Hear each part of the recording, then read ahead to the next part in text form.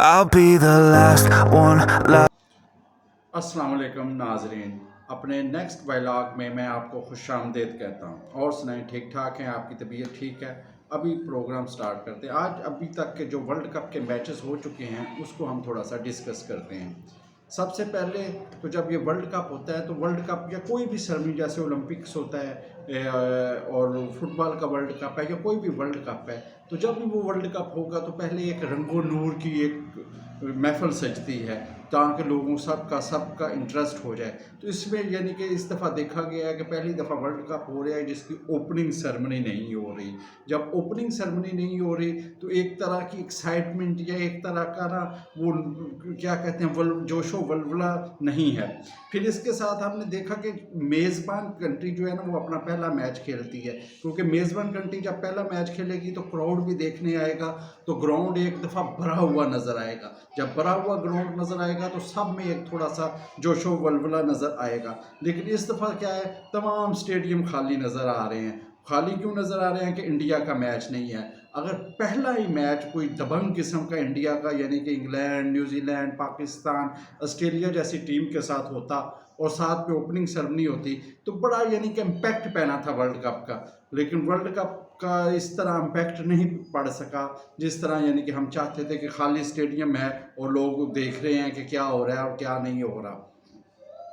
फिर खाली स्टेडियम तो माशाल्लाह लगता है कि इंडिया ने काफ़ी अच्छे बनाए हैं, यानी कि अगर देखा जाए तो तमाम स्टेडियम्स बड़े खूबसूरत नज़र आते हैं। छोटे मोटे मसाइल भी हैं लेकिन क्राउड नहीं नज़र आ रहा। उसकी बुनियादी वजह यह है कि एक तो होस्ट कंट्री का मैच नहीं हो रहा और दूसरी है कि जब ये वर्ल्ड कप ऑस्ट्रेलिया या इंग्लैंड या बाहर किसी मुल्क में होता है तो उधर हर ममालिक में, क्योंकि हम सब कॉन्टिनेंट के लोग हैं, तो बहुत ज़्यादा तारकीन वतन रहते हैं। तो उन तारकीन वतन की वजह से जो है ना वो ग्राउंड, चाहे श्रीलंका का मैच हो, पाकिस्तान का हो, इंडिया का मैच हो, तो ये इनके बांग्लादेश का मैच हो, तो इन तमाम ममालिक, वेस्ट इंडीज़, इन तमाम ममालिक के लोग जो है ना वो यूके में, ऑस्ट्रेलिया में काफ़ी सेटल है। वो फिर अपना मैच भी देखने आते हैं। तो उसकी वजह से उधर स्टेडियम यानी कि आप अंदाज़ा कर सकते हैं कि तकरीबन 90,000 के करीब लोगों ने पाकिस्तान और इंडिया का जो T20 का मैच था पिछला वर्ल्ड कप का, वो लोगों ने देखा था। और उसकी यही वजह थी कि उधर तारकीन वतन थे और वो देख रहे थे। तो इधर इस तरह का कोई चांस नहीं है, तो अपने खर्चे पे जाना और जाके फिर मैच देखना बड़ा मुश्किल काम है। तो इसलिए बहुत लोग, कम ज़्यादा से ज़्यादा पाकिस्तानी को 500 या 1000 चले जाएंगे। फिर इंडिया ने अगर मैच हमारे इधर मशरक़ी पंजाब में रखे होते तो ज़्यादा लोग जा सकते थे। अभी कलकत्ता और इतनी दूर दूर मैच रखे हैं तो उसके लिए तमाशाइयों का जाना वैसे ही मुश्किल है।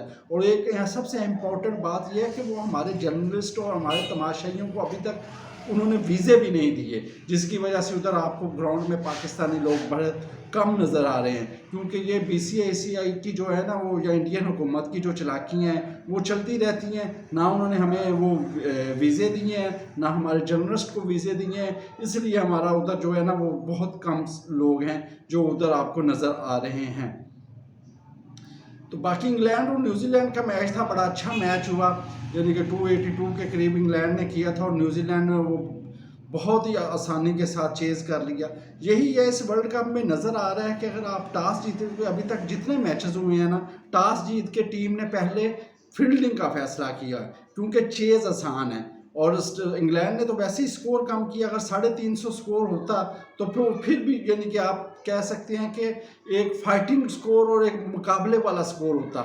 वगरना जिन टीमों के पास ओपनिंग अच्छी है, वन डाउन बैट्समैन अच्छा है, वो तो 350 भी चेज़ कर लेंगे इन विकेटों पे जो अभी तक नज़र आ रहा है। यानी कि मैंने इंग्लैंड और न्यूजीलैंड का मैच देखा है, अभी ऑस्ट्रेलिया और साउथ अफ्रीका और श्रीलंका का मैच था, तो सेकंड इनिंग्स में तो गेंद ना स्विंग ही नहीं हो रहा, ना ब्रेक हो रहा है, तो बैट्समैन जैसे मर्जी खेले।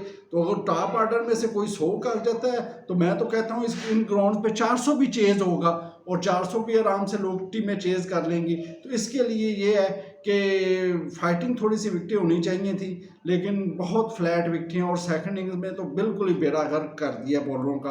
बॉलरों को समझ ही नहीं आ रही कहाँ बॉलिंग करें और कहाँ बॉलिंग ना करें।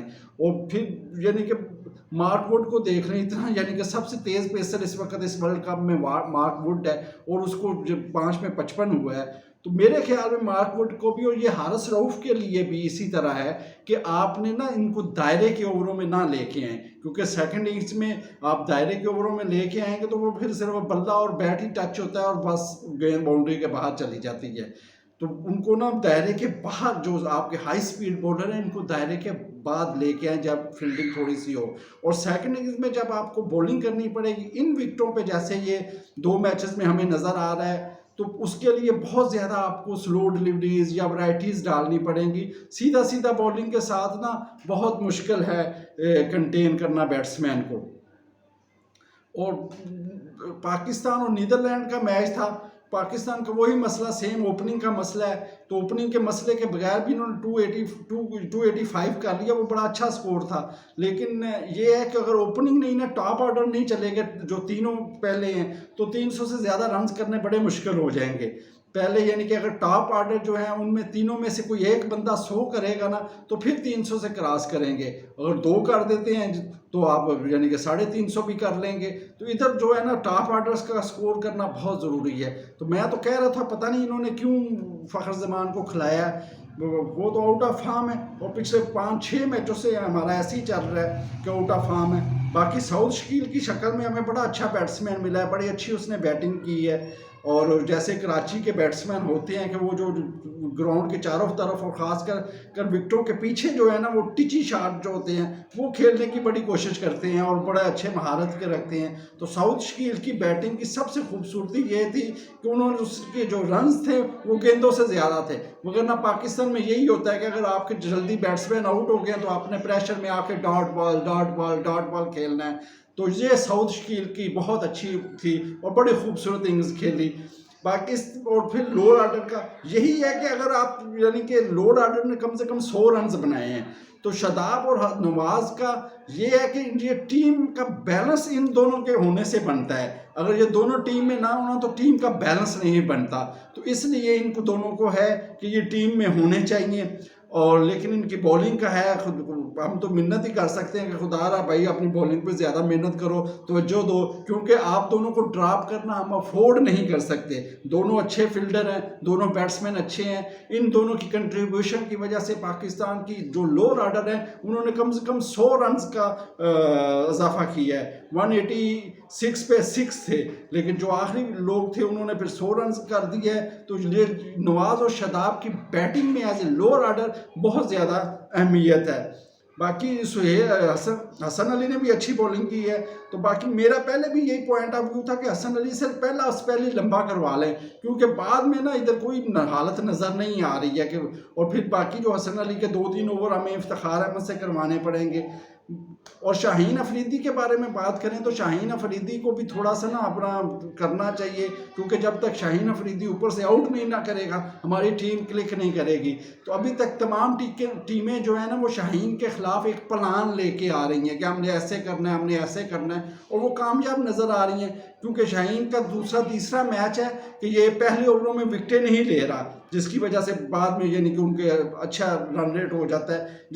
लेकिन पाकिस्तान के मैच में ना थोड़ी सी गेंद स्विंग भी हो रही थी और ब्रेक भी हो रही थी, यानी कि न्यूजीलैंड और इंग्लैंड के मैच में, या जो श्रीलंका और साउथ अफ्रीका का मैच जो इस वक्त चल रहा है उसमें ये चीज़ें नजर नहीं आई। मेरे ख्याल में तो इनको नीदरलैंड को 170-80 पे आउट कर लेना चाहिए था, लेकिन फिर भी वो 205 कर गया। उनके तो बड़े अच्छे बैट्समैन थे।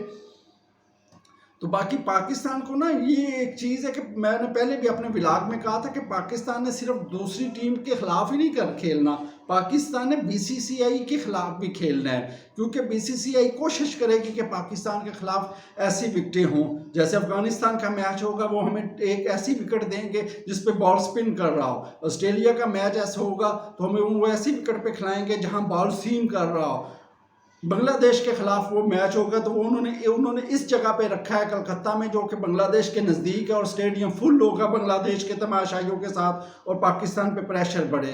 तो ये सारी चीज़ें जो है ना ये पाकिस्तान को अपने आप को मद्देनज़र रखते हुए खेलना चाहिए, और गलतियों के चांस नहीं हैं। यानी कि आपने सबसे ज़्यादा खुशकिस्मती तो ये है कि आप टॉस जीते, क्योंकि टॉस जीतना इस वर्ल्ड कप में जो नज़र आ रहा है अब तक वो इस वर्ल्ड कप में यही है कि आप टॉस जीत गए तो आधा मैच जीत गए हैं। तो टॉस जीतना इसमें बिल्कुल आगे लक की बात है, आगे हम क्या कह सकते हैं। तो एक मैच बांग्लादेश और अफगानिस्तान का भी हुआ है। अफगानिस्तान ने बड़ी अच्छी स्टार्ट लिया था, 87 पे एक था, मेरे ख्याल में 112 पे 2 आउट थे, लेकिन फिर उनकी बैटिंग लाइन कोलैप्स कर गई और 156 पे सारे आउट हो गए। तो बांग्लादेश ने बड़े आराम के साथ वो यानी कि 4 विकेटों के नुकसान पे स्कोर चेज कर लिया। अच्छा मैच हुआ था, लेकिन अब कह नहीं सकते कि अभी क्या हुआ, यानी कि अफगान को यकदम क्या हुआ, वरना मेरे ख्याल में प्रैक्टिस मैच में उन्होंने 285 चेज किया था। तो मुझे यही उम्मीद थी कि वो तकरीबन 270-80 तो करेंगे, लेकिन वो नहीं कर सके। इन टीमों में इस वर्ल्ड कप की खूबी ये है कि टीमों में अब ना ऐसा फ़र्क कम होता जा रहा है, और ख़ासकर अगर एक टीम टॉस जीत जाती है ना, तो मसलन जो टीम में 19-20 या 18-20 का फ़र्क भी था तो वो ख़त्म हो जाता, जैसे इंग्लैंड और न्यूजीलैंड का था। पेपर में वो नज़र आ रहा था कि इंग्लैंड की टीम अच्छी है, लेकिन जब वो टॉस हार गई तो न्यूजीलैंड को फ़ायदा हो गया। और मैं अपनी यानी कि राय देना चाहता हूँ कि शायद आप उससे यकीन ना करें या ना करें, कमेंट्स में बता सकते हैं। अगर इंग्लैंड पहले बॉलिंग करता और न्यूजीलैंड बाद में बॉलिंग करता तो मैच का रिजल्ट सेम इसी तरह चेंज होना था, और उससे न्यूजीलैंड ने भी यही 280-90 करना था और इंग्लैंड ने 1-2 विकेटों पे कर लेना था। तो इसमें टॉस का बड़ा इंपॉर्टेंट रोल है। बाकी इसके अलावा एक और ख़बर एशियन गेम्स की हैं, जो क्योंकि इस वक्त एशियन गेम्स भी हो रही हैं और पहली दफ़ा उसमें क्रिकेट भी था, तो हमें बड़ी उम्मीद थी कि हमारी जो क्रिकेट टीम है उधर से कोई मेडल लेके आएगी। लेकिन कुछ प्लेयर इन्होंने ऐसे सेलेक्ट किए थे कि अमर्जिंग कप एशिया कप में हम जीते थे, तो अमर्जिंग एशिया कप के प्लेयर वो उधर नहीं लेके गए, क्योंकि अगर बाकी टीमें अपनी स्ट्रांग टीमें नहीं भेजती तो उनका पास लॉजिक है, उन्होंने तो और भी बहुत मेडल जीते हैं, तो हम तो बहुत कम मेडल जीते हैं, तो कम से कम क्रिकेट में ही हम गोल्ड ले लेते। तो क्रिकेट में भी हम बदकिस्मती से चौथे नंबर पे आए हैं। आज मैच था तो वो बारिश की वजह से मुतासर हो गया, जिसकी वजह से 5-5 ओवरों का मैच बना और पाकिस्तान बांग्लादेश से हार गया। और इंडिया ने जो यहाँ पहली दफ़ा हिस्ट्री में हुआ है कि उन्होंने मेडल्स की सेंचुरी की है, और उसमें उन्हें क्रिकेट का गोल्ड मेडल भी मिल गया। उनका अफगानिस्तान के साथ फाइनल था, अफगानिस्तान पहली बैटिंग करके जल्द आउट हो गया, तो दोबारा इंडिया ने बैटिंग करनी थी, तो मेरे ख्याल में बारिश हो गई, जिसकी वजह से पूरा मैच नहीं हो सका, लेकिन इंडिया को गोल्ड मेडल मिल गया। तो इसी के साथ मैं अपना आज का व्लॉग ख़त्म करता हूँ। तो अगर आपको पसंद आए तो लाइक, या कोई किस्म का तबसरा करना चाहें तो कमेंट्स में ज़रूर कीजिएगा, और अगर आपको पसंद आए तो लाइक ही भी कीजिएगा, और अपने दोस्तों को कहिएगा कि इस चैनल को सब्सक्राइब भी करें। बहुत शुक्रिया। अल्लाह।